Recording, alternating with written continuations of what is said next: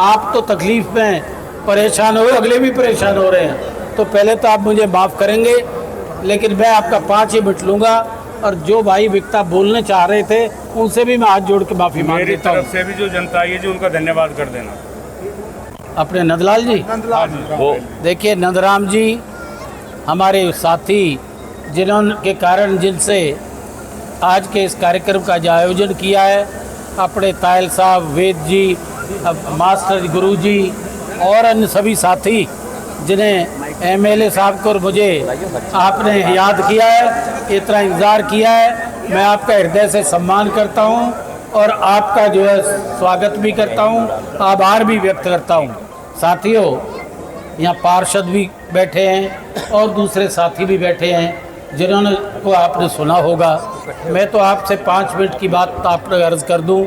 देखिए, शायद मैं आपके लिए नया हूं, लेकिन मेरा राजनीतिक जीवन के विषय में आप जानते हैं। राजनीति में 2 चीज़ों के ऊपर फैसला लिया जाता है अपने नुमाइंदों को चुनने के लिए।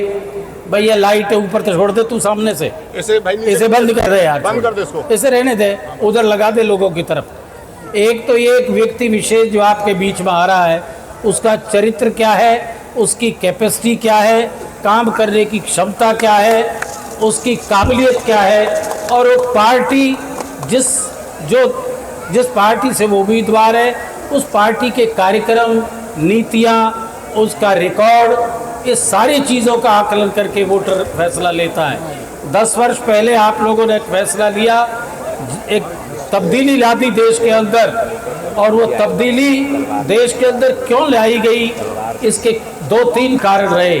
पहला कारण तो ये था कि 10 वर्ष तक कांग्रेस का लगातार शासन मनमोहन की सरकार रही। मनमोहन की सरकार, जिसकी सरकार होती है उसके खिलाफ कहीं ना कहीं एंटी इनकम्बेंसी शुरू हो जाती है। और दूसरा, विपक्ष के तौर पर बीजेपी ने ऐसे वायदे किए जो जनता को इस तरह से प्रभावित कर दिए कि जनता में एक बदलाव की भावना पैदा हो गई।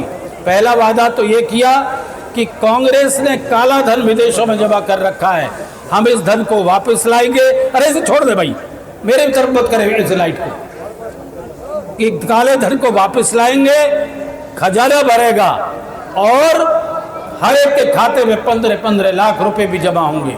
ये पहला वादा था इनका। दूसरा वादा ये था कि डीजल के भाव 62 रुपये कांग्रेस ने कर दिए और गैस के 400 कर दिए। भैंसा बुग्गियों में मोटरसाइकिल रखते थे ये लोग, गैस के सिलेंडर रखते थे और ये कहते थे कांग्रेस ने ये कर दिया, महंगाई कर दी, तेल इस भाव कर दिया, गैस इस भाव कर दिया। हम गैस के सिलेंडर 250 रुपये में देंगे और तेल 35 रुपये में देंगे। याद करो उस समय की बात, ये कहा था। जनता ने इस बागपटुता बाजीगरी में आ गई और तब उसको एक बदलाव कर दिया, इनको शासन दे दिया। क्या 10 वर्ष के शासन में क्या इन चीज़ों को पूरा किया है इन्होंने? मैं आपसे पूछता हूँ, तेल के भाव तो 100 रुपये पहुँचा दिए 62 की बजाय, गैस के सिलेंडर 1000 रुपये तक कर दिए। और भाई काले धन के लिए तो इन्होंने अदालत में मान लिया, जनता के दरबार में ये कहा कि ये तो जुमले थे इलेक्शन के। कितना बड़ा झूठ बोल दिया जनता के साथ। जनता को सजा देनी चाहिए थी। अदालत में अगर कोई व्यक्ति झूठ को स्वीकार कर ले, सजा दे देती है अदालत, ये कानून की बात है। लेकिन जनता का दरबार है, 140 करोड़ के सामने हमारे होम मिनिस्टर ने, शाह जी ने ये माना कि भाई हमने जुमले कह दिए, तो झूठ कह दिया, तो हमने फिर भी सजा नहीं दी। दूसरा मौका फिर भी दे दिया, फिर जुमले पे जुमले शुरू कर दिए। आज इनके पास कोई कहने के लिए जगह नहीं है। आप ना महंगाई की बात करते हैं, ना बेरोजगारी की बात करते हैं, ना करप्शन की बात करते हैं। करप्शन की हालत आप देख रहे हो। ये हमारे एमएलए साहब खड़े, आवाज उठाई विधानसभा में, पार्षदों ने हमारे बात साथ खड़े हैं, अपने क्या नाम है इनके, जयवीर वगैरह साथियों ने करप्शन के विषय में उठाई कि भाई ये कहाँ गया पैसा, काम तो हुआ नहीं है। 200 करोड़ की फाइलें तैयार करके बांट के खा गए ऊपर तक, और फील्ड में काम नहीं। ऐसा करप्शन मैंने भी देश में नहीं सुना। तो इस तरह के भ्रष्ट लोग आज इनके पास जवाब नहीं है। भ्रष्टाचार कहाँ है, रोजगार रही ना है रहा नहीं, महंगाई कहाँ पहुंच गई, सारे वादे सारे झूठ साबित हुए, सब जुमले साबित हुए। आज उनको अधिकार नहीं है आपके दरबार में आने का। अगर सही मानों में अगर कोई जनता में अपनी शक्ति है और जनता विशुद्ध रूप से ईमानदारी से निर्णय लेती है तो इनको घुसने भी नहीं देना चाहिए। ये इनके लिए सबसे बड़ी सजा है। मैं तो आपसे एक ही बात कहते हुए अपनी बात को विराम लूंगा। मुझे जल्दी भागना है, मुझे आप अच्छी तरह जानते हैं, मैं आपके लिए नया नहीं हूं। मुझे पार्टी ने जनता की आवाज सुन के 3 बार का सर्वे करके मुझे उम्मीदवार बनाया है। तो मैं भाई पार्टियों का उम्मीदवार तो हूं, लेकिन मैं जनता का भी उम्मीदवार हूं कि जनता की भावना पे पार्टी ने फैसला लिया है। मैं आपको भरोसा दे सकता हूँ यहाँ की समस्याओं का।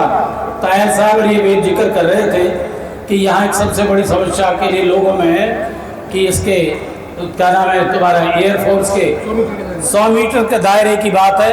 ये तकनीकी मामला है, कोर्ट के क्या मामले हैं, लेकिन इतनी बात कह सकता हूँ कि मेरे होते हुए यहाँ से कोई हटने नहीं दिया जाएगा और इसके लिए कोई सॉल्यूशन निकालेंगे। मैं इसके लिए तो नहीं कह सकता हूँ। दूसरे, ये स्मार्ट सिटी की बजाय चारों तरफ कबाड़ सिटी बना हुआ है, कॉलोनियों में काम नहीं, अंदर सारी चीज सड़ी पड़ी है, तो चारों तरफ बुरी हालत है। विकास की भी ये हालत है, तो क्या दिया है इन लोगों ने। मैं तो आपको भरोसा दे सकता हूँ, आप मजबूती से अपनी शक्ति के इस्तेमाल करिए। मुझे 5-5 बार मेरी जनता ने एमएलए चुने हैं। पिछली बार भी माफ करिए पंडित जी ये आपके भाग थे यहाँ से विजय प्रताप भी लड़ना चाहता था, लेकिन ये श्रेय आपके जुम्मे था, आपका था। मैं तो उधर से एमएलए रहा, मैं तो आगे राजनीति में रहना भी नहीं चाहता था, लेकिन भाई मुझे तो जनता की आवाज ने फिर यहाँ भेज दिया है। मैं 5-5 बार एमएलए रहा हूँ, मैं सीएलपी का लीडर भी रहा हूँ। मेरे पास 6 से 7 डिपार्टमेंट रहे हैं। क्यों रहे हैं? इसलिए रहे कि ये व्यक्ति, मोदी जी तो कहीं के खाओ खाने दूंगा। मोदी जी ने तो रानीहर 159वां स्थान था, 3रे स्थान पर है, दुनिया भर को खा गए, लेकिन महेंद्र प्रताप ने रिश्वत भी नहीं ली, भेंट तक भी नहीं ली। मैंने तो संयम का जीवन जिया भाई। मुझे इसलिए आप अच्छी तरह जानते हो, मैं तो एक भरोसा दे सकता हूँ, आप अपनी शक्ति का इस्तेमाल कीजिए। मुझे उम्मीद है बॉर्डर से लेकर चारों तरफ बदलाव की भावना है, और विधायक इस एमपी के खिलाफ जो आज इस वक्त यहाँ है, इसके खिलाफ वातावरण को इसको मारेंगे।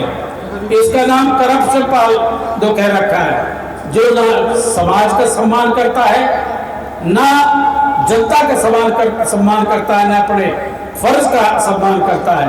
अब मैंने भी सुना है, दुख तो मुझे भी है, कितने बड़े बेवकूफ लोग कि जो ये कहें समाज के लिए कि भाई ये समाज तो अपनी तराजू रेणु का काम करे।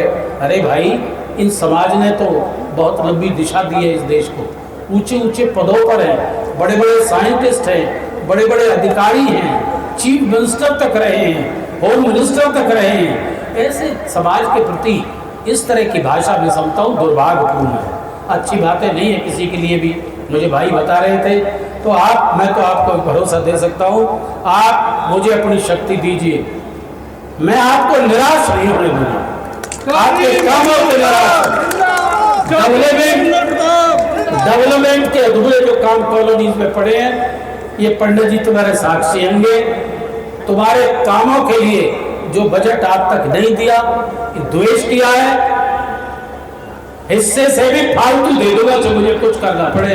मैं तो यही कर सकता हूँ। नहीं ये छोड़ो बातें आज की, मैं कह रहा हूँ तुम्हें काम की दृष्टि से वो धर्मशाला वगैरह तो यार मामूली चीज है, इतनी हमने कराई, पंडित जी ने कराई, जड़ कितने दिए अपने उसमें, ये मामूली चीज है भाई तायल साहब, ये तो बातों में भी कर देंगे यार हम, इसकी चिंता ना करिए। इतना ही विश्वास बहुत है कि काम की दृष्टि से, सम्मान की दृष्टि से, और तुम्हारे चादर को दाग तक भी नहीं लगने दूंगा और आपको निराश नहीं होने दूंगा। आप एक एक वोट संकल्प ले लीजिए कि कांग्रेस के हाथ के निशान पर एक एक वोट अपने काम के लिए, भ्रष्टाचार को मिटाने के लिए, डेवलपमेंट के लिए, कामों के लिए आप दीजिए। हमारा मैनिफेस्टो भी है, मैनिफेस्टो में 3-4 चीज़ों का जिक्र कर देता हूं मैं। राहुल गांधी जी ने, कांग्रेस ने जो बढ़ाया है कि 300 यूनिट तक बिजली हम फ्री करेंगे, कोई बिजली का बिल नहीं लेंगे जो 300 यूनिट लेंगे। माताओं बहने के लिए भी गैस का सिलेंडर 500 रुपये देंगे, ये हमारा घोषणा पत्र है। और एक वर्ग विशेष, मतलब एक खास कैटेगरी तक हम माताओं में एक महिला के लिए खाते में 1 लाख रुपए साल भर के हर परिवार से उनको जो खास हद तक की आमदनी रखते हैं उनके खाते में जमा कराएंगे। पेंशन 6,000 रुपये महीने देंगे, और जो कट गई है बीपीएल उनको भी दोबारा हम शुरू करेंगे। ये अग्निवीर की जो योजना है इसको खत्म करेंगे। फौज की नौकरियों को हम परमानेंट लागू करेंगे, सर्विसेज को भरेंगे। अंत में आपका फिर मैं आभार व्यक्त कर दूं, पर एक संकल्प ले लो कि आप क्या कांग्रेस को, महेंद्र प्रताप को अपनी शक्ति विश्वास दे रहे हैं तो हाथ खड़े करके मुझे आशीर्वाद दीजिए दोनों। आपका बहुत बहुत धन्यवाद। जय हिंद।